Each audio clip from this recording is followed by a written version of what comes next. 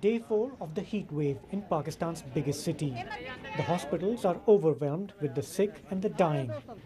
Still more are being brought, mostly suffering from dehydration, high fever and gastro-infections.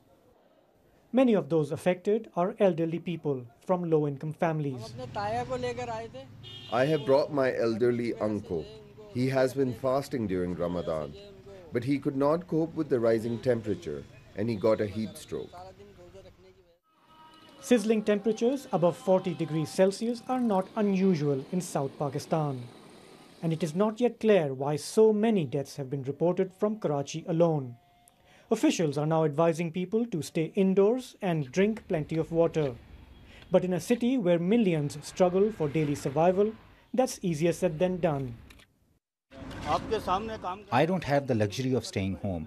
If I don't go out to work, despite the heat and deaths, who is going to put food on the table for my family? Many believe the crisis was aggravated by prolonged electricity cuts, and the provincial government is being criticized for not moving proactively to take steps to avoid so many deaths.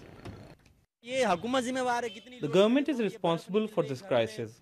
In this unbearable heat, there is no electricity. They don't supply water, there is shortage of ice. There's no power, on top of which we've no water either. We're really worried, and I've been going around looking for ice for an hour. There's anger on the streets against the authorities, widely seen as aloof and unresponsive to public miseries. But more than anything, many here want the deadly heat wave to subside. Pakistan's Met Office says that with the arrival of pre-monsoon rains, the weather is expected to improve later this week. Shahzeb Jilani, BBC News, Islamabad.